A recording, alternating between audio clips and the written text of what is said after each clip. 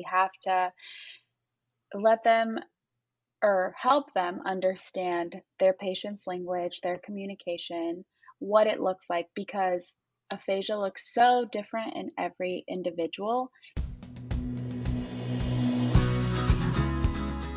Welcome to the Listen for Life podcast with Genevieve Richardson. Genevieve is a speech-language pathologist rehabilitating adults with communication challenges after a stroke or due to a neurological impairment.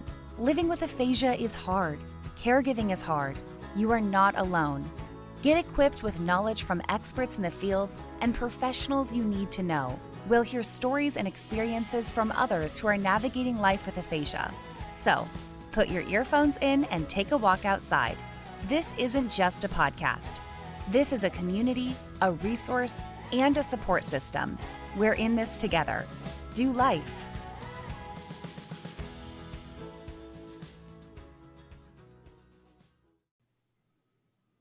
Well, hello again, Gisela. Hi. Thanks I'm for back. coming back. I know she's back. She actually had a few days away after finishing her internship with Life Speech Pathology. And now she's back, and we got to finish her final evaluation today. And now we're recording another podcast. Woohoo! Woo. So today our topic is communication partner training. How did this come about, Gisela? Well, you asked me to do a project that I felt passionately about, and I was sitting there breaking my brain trying to think about what I wanted to do. I really do feel passionately about caregiver support, but you already have caregiver support groups. So I was like, I can't go down that way. And I thought about communication partner training because I think outside of treatment as SLPs, we want to treat the whole person. And so I was thinking, what other ways can we treat the whole person without it being like direct treatment?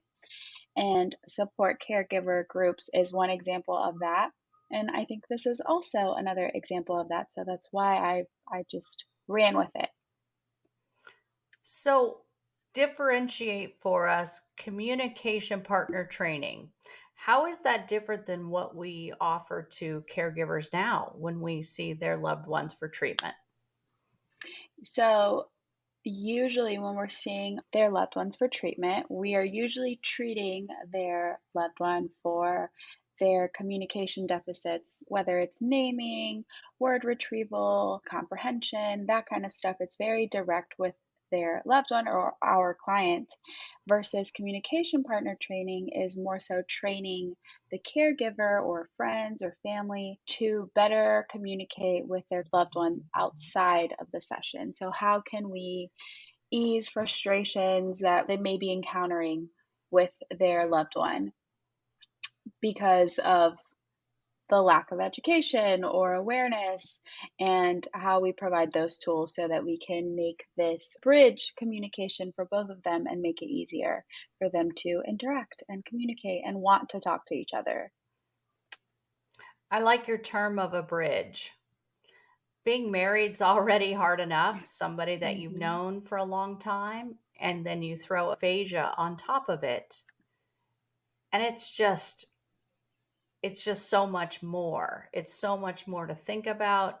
You have to be so conscious as the spouse or partner or significant other of the person with aphasia. It's really hard when you're in the moment and you're feeling frustrated to take a step back out of yourself and understand the message you're communicating, how you put that message together, how it could be interpreted. It's just a lot more complication. You think people had to have, potentially marriage counseling before aphasia. We're the marriage counselors after aphasia, Mm-hmm. which is just kind of an interesting concept to me. So I'm excited to hear more about communication partner training and to let our folks know that it's out there, and this can be something trained separately where it doesn't take away time from the direct treatment to the loved one. the person with aphasia. Definitely. Ben. We don't want it to be taking time away from the person with aphasia. We want this to be that extra time that the people who love the person with aphasia is willing to put in order to help and encourage their loved one to participate in life and get back into the life they used to know. That's right. All right, so let's jump in. So this is where I'm just going to ask a few questions, but we're going to let you share your message because you're passionate about this and it shows. So what is communication partner training? Give us a definition.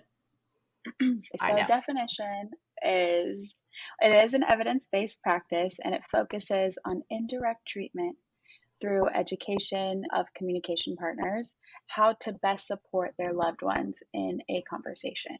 So that's the, I think, best abbreviated definition of communication partner training. It is evidence-based, so there's a lot of research out there to show that this is, very enhancing of quality of life and for both the caregiver and the patient. So how do we get there? How do we help our caregivers?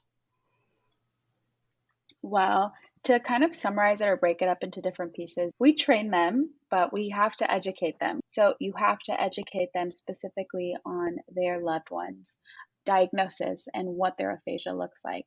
And then we have to teach them how to enhance their own message and how to enhance their loved one's message. That's the portion of education. Awareness, being aware of how you're communicating, how you're going to have to change, how you're interpreting a message, and also being aware and mindful of your patient's goals and needs, because every person with aphasia thinks about communication very differently. We have some patients who really love when we give them a word like, oh, is this the word you're referring to? Yes, thank you. And then we have other patients who are like, give me a second, I'm going to get there. Do not give me the word. So it's really important that you are aware of those, because if you aren't aware of their goals and their needs in terms of conversation, it's very likely that you're being offensive or not encouraging and you're just stepping on their toes. And so that's where awareness comes in. Then we have practice, and practice makes perfect, right? You have to practice these strategies. You're not going to get them off the bat because you are changing the way that you normally communicate with your loved one or the way you used to communicate with your loved one. Practicing and encouraging others to use these strategies, also being open to practicing alone and practicing in front of an SLP so that they might give you feedback, which then brings me to our last part, which is feedback. You have to be open to criticism, constructive criticism, hopefully. Otherwise, you're not going to grow. You have to welcome, that feedback, that criticism, so that you can change. And you have to be open to different forms of communication. And by different forms of communication, sometimes that involves writing, drawing, using technology so that they can type out what they want to show you, using maps, using visuals, gestures. Conversation is not going to be just verbal. And that is where that open-mindedness comes in. You have to be open to using different forms. But that's how we get there. We use these tools, these keys, in order to help get our message out to our person with aphasia and for them to get their message out to us. So you brought up a point a minute ago where you said, I'm trying to think of exactly how you put it, but that we train the communication partner based on their loved one's language, where they are functioning. I'm wondering, could we train caregivers in general terms? Like, if it's different if we're training a communication partner for a client that we know very well, but is it still valuable to do communication partner training with someone where we may not know their loved one? Could we still do it and do it successfully? To speak on if we can do it successfully would be an overgeneralization, but I do think that there's a way to do it that will make a difference, regardless if it's 100% and bulletproof, it'll make a difference. Different ways of doing that is by educating broadly and covering all areas. This is what this looks like, and this is what that looks like. This is what a traumatic brain injury looks like. This is what aphasia looks like. These are some tools you can use for people with comprehension difficulties. This is some for expressive difficulties. I think we can touch all bases in a very generalized way where you could still communicate with a person with aphasia and probably still have a really good conversation. You would think that you would have to have marriage counseling before aphasia, just because marriage already is complicated. And then throwing in aphasia makes it just that much more complicated. And so that's the only reason I would say, in that sense, you would want to be as detailed as necessary and, touch all bases with that person specifically. So the primary caregiver has all the tools they need to be able to effectively communicate with their partner or loved one. So having those really broad tools would go miles and, really make a difference. Seems to me we could really work with physical therapists, occupational therapists that are, so to speak, in somebody's face doing therapy. Yeah. The nurses that might be coming to the house in a home health setting, or the nurses that come into the room. There can be a lot of education and training for professionals, because I think sometimes professionals get caught up in what their job is and what has to happen, and they don't have the luxury of time to modify their communication with somebody with aphasia that they have to treat in that moment. But a general education may be useful, that when they do have a little bit more time, they can approach it differently. Yeah. And even the general education of aphasia and what is aphasia would be huge, because I've heard comments about nurses being like, oh, he's just cognitively not there. And that's not accurate. Cognitively, clients are still there. Aphasia is just language. And so differentiating between the two is part of the communication partner training. I mean, that's why we have education, but I think it's very foundational and very key to beginning that journey. As we were going through the initial stages of the caregiver coach aphasia support training that we were doing early on in the semester, you bring up a point that it's super important for our spouses, partners, loved ones to understand where their person is. You see a lot of these quotes all over Facebook, social media, Pinterest. Aphasia is a loss of language, not a loss of intellect. I don't dispute that whatsoever. But we also have to understand that sometimes our folks with aphasia have a hard time conceptualizing their thoughts. And that's completely separate from intellect. So I'm just trying to paint a distinction between the two. If a spouse can identify when her husband, I'm just going to pick a gender, is not able to formulate his full concept, it's going to be much harder for him to find the words to express it. So I think if that spouse can identify sooner that the full concept isn't there, then she can ask inquiring questions to help get him there and keep the conversation moving forward, versus being reactionary, getting frustrated, and then shutting down the communication. Because believe it or not, those things compound and they can affect a relationship. Definitely. I mean, that's communication impacts relationships that don't have a person with aphasia. So definitely impacts relationships that do. So definitely, I agree with everything you just said. So do you have some specific tips you want to give? Yeah, so some general tips. We can start off with receptive aphasia to summarize what receptive aphasia is. Receptive aphasia is a deficit in comprehension. So, a person who has aphasia has difficulty or finds it challenging to understand what is being communicated to them. This is on a spectrum, so some people have a higher severity than others. So, again, this is just general, but talking in a slower rate is helpful. Obviously, not in a rate that is condescending, just talking at a slower rate. It's also helpful to use multimodal forms of communication. So, gestures, pictures, remnants, technology.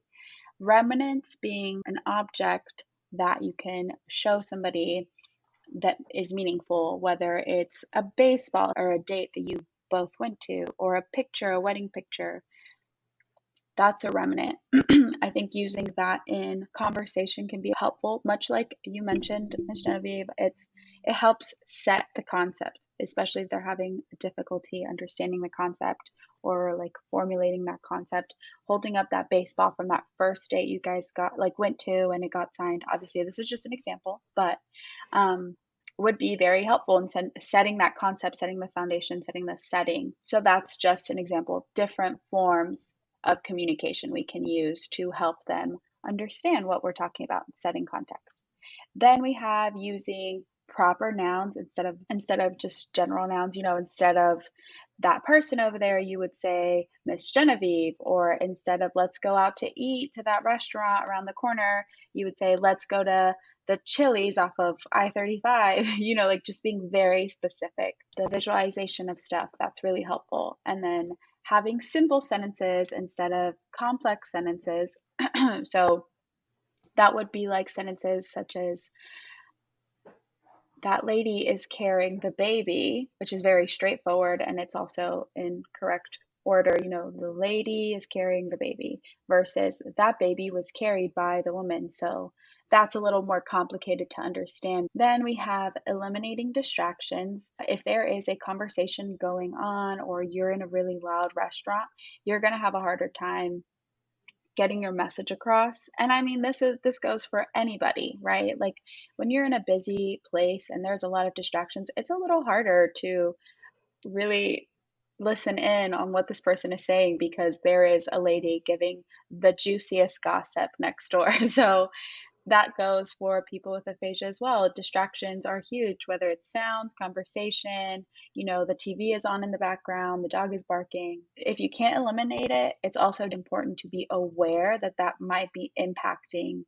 how they're comprehending you. That doesn't mean they're declining. It just means, oh, the dog was barking, so that's probably why he wasn't able to understand my message. And then also be aware of their facial expressions or their body language. Are they making eye contact? Are they looking at you confused? Are they looking at you blankly? All of that. So how to pivot and modify your message accordingly. And then also be aware of your tone because maybe they're not comprehending the content of the words, but they hear you being maybe sarcastic and, that might cause misinterpretation. So just be mindful of all of those things when speaking to a person with receptive aphasia. Those are just general ones that I think you can apply across the board. I know in my own family, we don't pay attention to location. We bring up a topic that is totally not related to what they're doing, what I'm doing. It just happened to be the thought I had at that moment. So I would challenge all of the partners who are communicating with someone with aphasia. Location matters. If you're helping your husband bathe, don't talk about dinner. That's not the right time to do it. You need to do it in the context. And sometimes it's a matter of having faith in yourself that you'll remember to bring it up at the right time. So context as well as location definitely matters. Eliminating distractions is so important. Going to dinner at a busy restaurant at prime time and sitting near the kitchen where all the noise of the pots, pans, dishes, and the door opening and closing, not the best time if you're trying to get your person to engage in a conversation. You're setting them up for failure if you're in a challenging environment like that. If you need to talk, turn off the TV. When I go to talk to my husband, I'm almost always interrupting him. I wait, he pauses the TV, and then we can talk.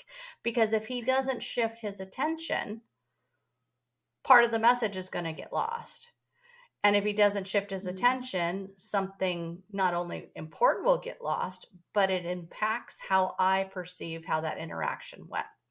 So I'm challenging all of you to start thinking about, how are you talking to your significant other? Try and take a step back as if you were watching a movie and see how that interaction went, and try something different the next time.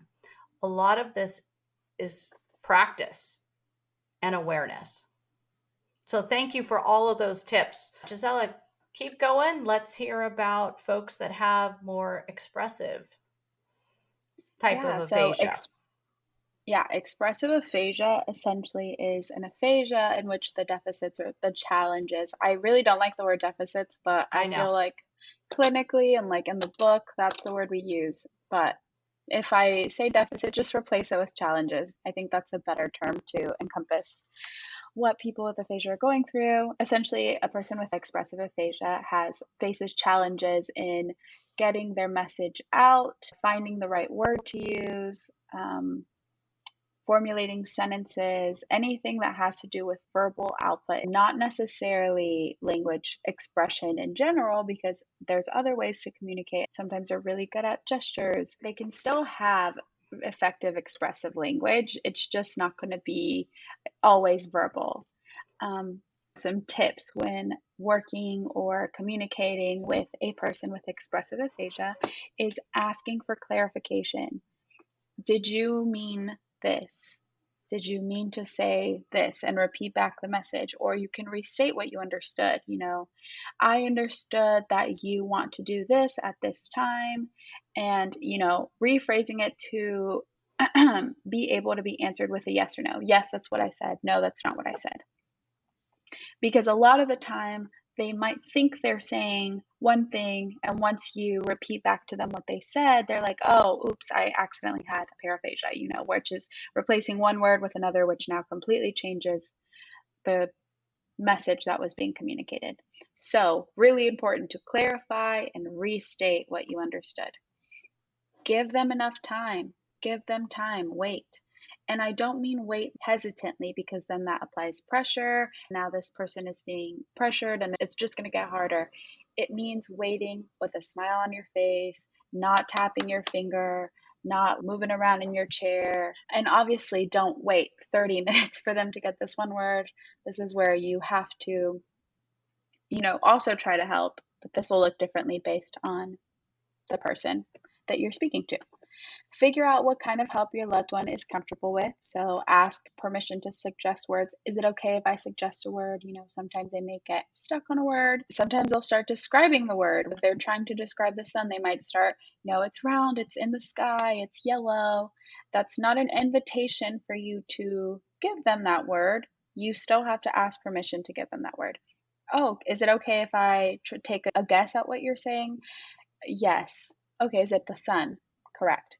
Or they'll move on with their conversation. Obviously, if you are the primary caregiver, the asking for permission might start to get brushed over, which is fine, as long as you know that your person is okay with you not asking for permission, and just you've set those boundaries, you understand those boundaries. If you are a healthcare worker and you don't know those boundaries, you should always be asking for permission.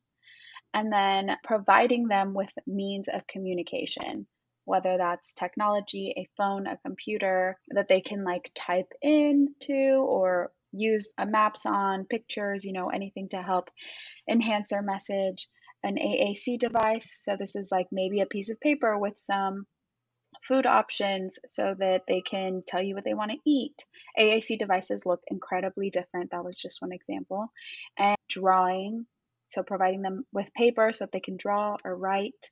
All of those tools make a huge difference, because they might not be able to verbally express what they want to say. Now they can express it to you with all of these tools. So these are just a few very general tips on communicating with people with expressive aphasia. I hope that's helpful. You definitely got my wheels turning about how we could train spouses differently, possibly with different examples than like an adult, or even a child, to communicate with a Mhm. person with aphasia. Training Mhm. healthcare workers, that's a whole other avenue. It's definitely an area we glance over because as we grow up and we move through life, it's really easy for us to modify based on our communication partner, or for us neurotypical people, it's really like easy to modify how we're communicating with others. Introducing these tools, it's going to be different how a teenager and how a adult and a primary caregiver and a friend apply them, and also how you teach them. We're going to be teaching a lot more in-depth stuff to a primary caregiver versus a health caregiver, which is like you just said, detail versus generalized versus what kind of message are you usually going to be giving or trying to express or understand as a child versus as an adult. All things to be considered. I think it's hard to have a generalized education where it's 100% bulletproof and 100% successful. I mean, all education and all training, I think, will be effective and helpful, but there's no guarantee. And especially if you're not practicing or practicing in a mindful manner. Absolutely. Well, that was great, Gisela. She has put together a presentation and she has a nice infographic that we will link to in the show notes. So you guys will be able to get your hands on it, see it.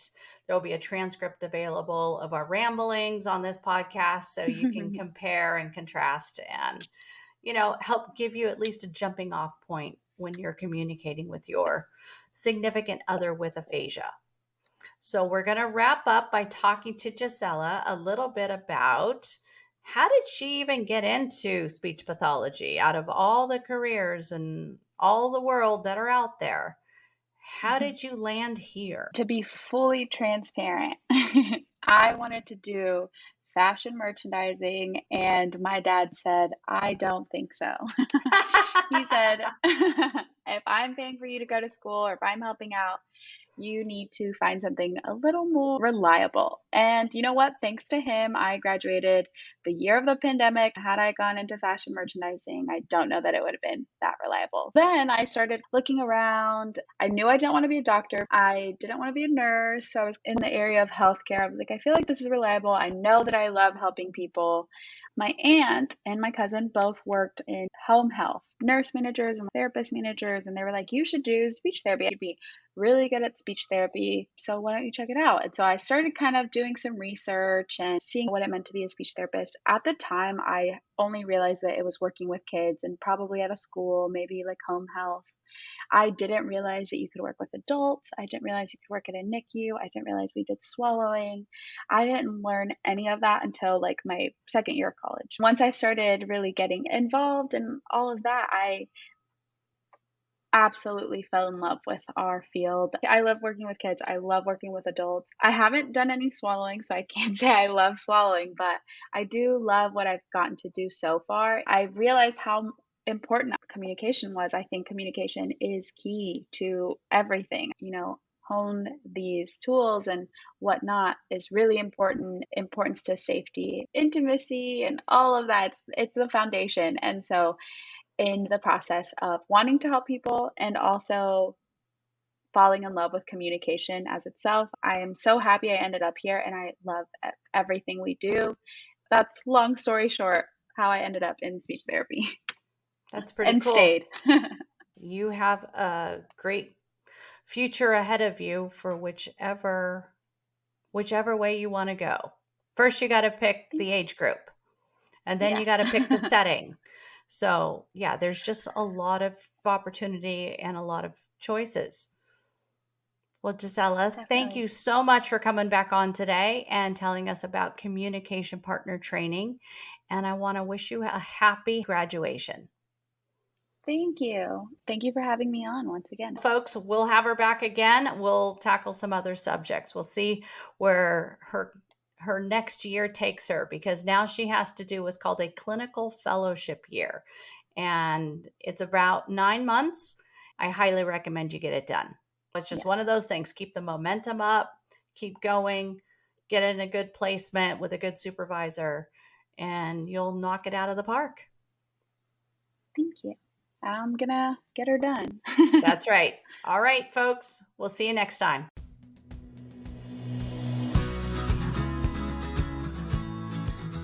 Thanks for tuning in to the Listen for Life podcast. We hope you feel empowered and supported. Head over to listenforlifepodcast.com to see the show notes with links and information from today's episode. Do you have a topic, a resource to share, or a guest recommendation? Inquiring minds want to know. Let us know in the comments section. Wishing you a fabulous week.